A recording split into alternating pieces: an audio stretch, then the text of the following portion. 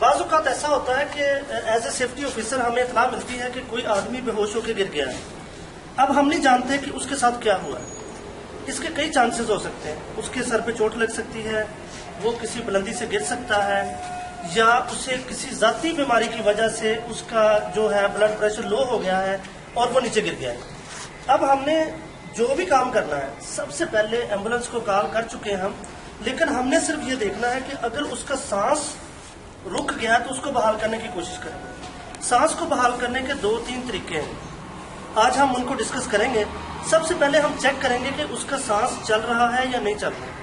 اس کے لیے 2-3 طریقے ہوتے ہیں. اگر ہمارے فرسٹ ایڈ باکس میں شیشہ ہو چھوٹا سا, اس کے لیے ایک شیشہ استعمال کیا جاتا ہے. وہ جب ہم ناک کے یا منہ کے نزدیک لے کے جاتے ہیں تو اس کی سانس جو اس کی بھاپ نکل رہی ہے جو اندر سے, وہ اس کے اوپر لگ جاتی ہے. ہمیں پتہ چلتا ہے اس کا سانس چل رہا ہے یا نہیں چل رہا. اگر ہمارے پاس وہ بھی اویلیبل نہیں ہے تو ہم کیا کریں گے کہ ہم اس کو چیک کریں گے ہاتھ کے ساتھ. کبھی بھی یہ خیال رکھنا ہے کہ ہم نے اس کے سانس کو روکنے کے لیے یا چیک کرنے کے لیے اس کی ناک کو نہیں دبانا. اگر ہم مریض کی ناک کو دبا دیں گے اور اس کا بلڈ پریشر لو تھا یا کوئی ایسا مسئلہ تھا, اس سے اس کی ڈیتھ بھی ہو سکتی ہے. لہٰذا یہ جاہلانہ طریقہ ہے جو آپ نے کبھی بھی استعمال نہیں کرنا. اب ہم کیا کریں گے, ہم سب سے پہلے اس کا سانس چیک کریں گے. اس کے لیے ہمارے پاس ایک فرسٹ ایڈ باکس ہوتا ہے جو ایک سیفٹی آفیسر کے پاس ہوتا ہے. تو جس وقت سیفٹی آفیسر کو ہم کال کرتے ہیں وہ اپنا فرسٹ ایڈ باکس ساتھ لے کے آتا ہے. یہ فرسٹ ایڈ باکس ہے, اس کے اندر ضرورت کی تمام چیزیں جو کہ ہمارے ریلیٹڈ ہیں. ہم ڈاکٹر نہیں ہیں, یہ بات ذہن میں رکھنی, ہم ڈاکٹر نہیں ہیں. ہمارا کام مریض کو جائے حادثہ سے لے کر ہاسپٹل تک پہنچانے تک جو اس کو پہلی طبی امداد دینی ہے وہ ہمارا کام ہے. اس کام کے لیے ہم نے کیا کرنا ہے کہ ہم نے مریض کا سانس چیک کرنا ہے. اس کے لیے ہمارے پاس اگر ہم چیک کریں گے, ہمیں پہلے سے پتا ہونا چاہیے ہمارے پاس کیا موجود ہے. ٹھیک ہے, یہ ہمارے پاس گلوز موجود ہے, سارا سامان موجود ہے. اب ہم سانس چیک کریں گے کہ یہ سانس لے رہا ہے یا نہیں لے رہا. ہم نے اس کے اوپر ہاتھ رکھا, ہاتھ رکھنے سے ہمیں اس کے سانس کی جو ہے وہ پتہ لگ گیا. اگر فرض کریں سانس نہیں لے رہا تو ہم کیا کریں گے, سب سے پہلے ہم اس کے ایک بازو کو اٹھا کر سینے پہ رکھیں گے, پھر اس کے دوسرے بازو کو اٹھا کر سینے پہ رکھیں گے, اس طرح ایک دوسرے کے اوپر, اور پھر ہم اس کے اوپر اس پوزیشن سے آ جائیں گے. یہ ہم اپنے گھٹنوں کے بل بیٹھ کے ہم یہاں سے اس کے اوپر پریشر ڈالیں گے. ہم نے دونوں ہاتھ اپنے ہتھیلیوں کے ساتھ اس طرح رکھنے ہیں کہ ہم نے یہ ہم زور کے ساتھ کریں گے, لیکن اتنا زور سے نہیں کرنا کہ اس کی جو ہے مطلب کوئی نقصان کر دیں. یہ دیکھیں, اگر ایسا کرنے سے سانس بحال نہیں ہو رہا, آپ دیکھ رہے ہیں کہ وہ پھر بھی سانس نہیں لے رہا, تو اس کے بعد ہم نے کیا کرنا ہے کہ ہم نے اپنی پٹی کو لینا, جو ہمارے پاس پٹی کو پڑی ہوئی ہے, ہم نے اس کو لے کر, یہ لائف کس کہلاتی ہے, کسی زندگی کی جان بچانے کے لیے, کسی کو جان بچانے کے لیے ہم اس کو اس کے منہ کے ساتھ اپنا منہ جوڑ کر ہم زور کے ساتھ پریشر دیتے ہیں. جب ہم پریشر دیں گے تو اس کے وہ ہوا اندر بھر جائے گی, اور پھر اس کے بعد ہم یکدم اپنا منہ پیچھے کر لیں گے اور وہ وہاں سے باہر نکل جائے گی.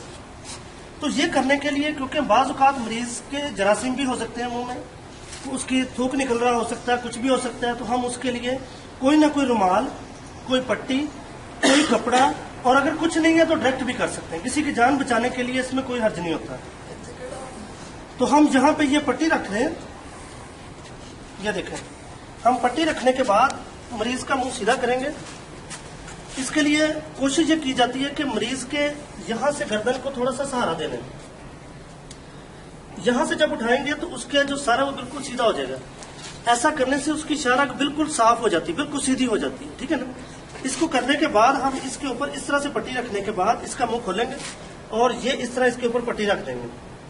ٹھیک ہے. اس پٹی کو رکھ کے دیکھنا یہ ناک نہ اس کی بند ہو. ہم نے منہ کے ذریعے اس کے اوپر زور سے پریشر ڈالنا ہے. ٹھیک ہے. اور پھر یکدم پیچھے جانا ہے.